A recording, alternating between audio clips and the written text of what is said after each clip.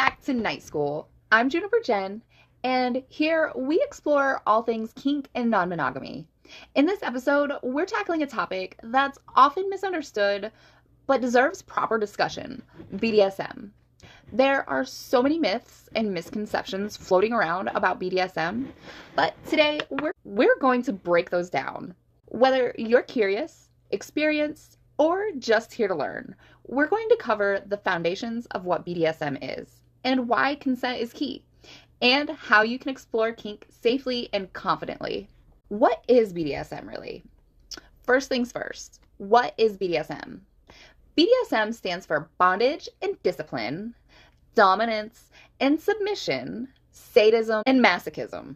It's an umbrella term used for a variety of consensual activities that include role-playing, power dynamics, and often intense physical sensations. The media often portrays BDSM as something dark or violent, but that couldn't be further from the truth. At its core, BDSM is about trust, communication, and consensual exploration. It's not about harming someone or taking advantage. Everything that happens within a BDSM dynamic is done with mutual agreement. And there's an emphasis on ensuring that all parties are comfortable and aware of their limits. Consent, communications, and boundaries. Consent is the backbone of any healthy BDSM relationship. Before anything happens, both partners must discuss their boundaries and desires and comfort levels. In fact, you'll often hear the acronym SSC in the kink community: safe, sane, and consensual, or RAC, which stands for Risk Aware Consensual Kink.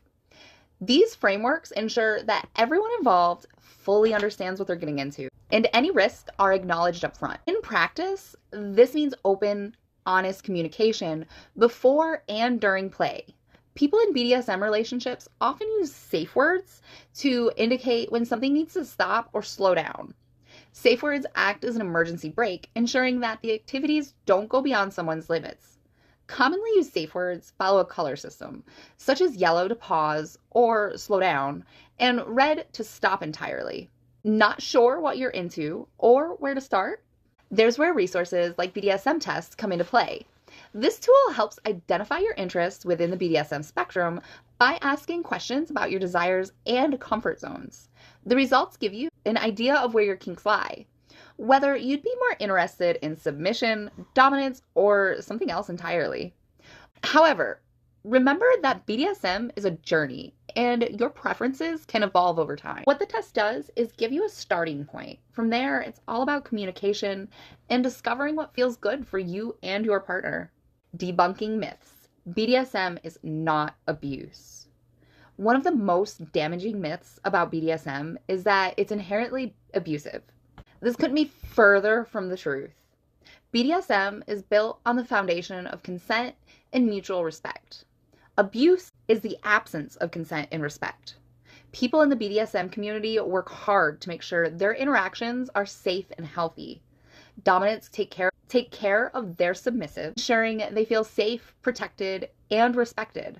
Aftercare, which is the care provided to someone after a scene, is a key part of this. This involves taking care of both physical and emotional needs of everyone involved to ensure they feel safe and grounded after intense play. Why do people enjoy BDSM? So really, why do people enjoy BDSM? There's no one-size-fits-all answer here. For some, it's about emotional intimacy that develops through the exchange of power and trust. For others, it's the physical sensations, the thrill of roleplay, or the catharsis that comes from surrendering control or taking it.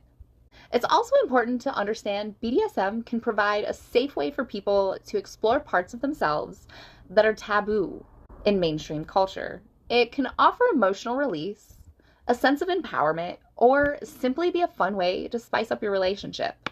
What's crucial is that all parties are on the same page and everything is consensual. How to safely start exploring BDSM.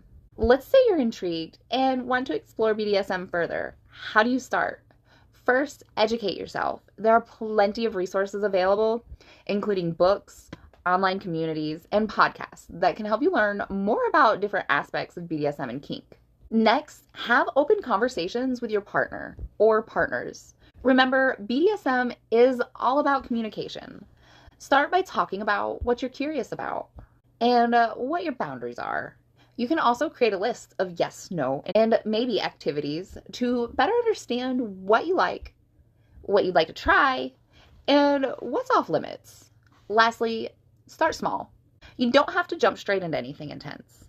Begin with light activities like blindfolds or light spanking and see how it feels.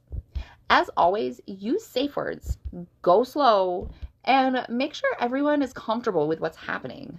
We can't talk about BDSM without talking about aftercare. Aftercare is the time spent caring for each other emotionally and physically after a scene or BDSM activity. This could involve cuddling, discussing what's happened during the scene, or simply ensuring that everyone feels safe and supported. Aftercare is crucial because BDSM can sometimes bring up strong emotions, even in a positive way. The act of physically and emotionally grounding each other after a scene helps strengthen the bond and ensures that everyone walks away from the experience feeling good.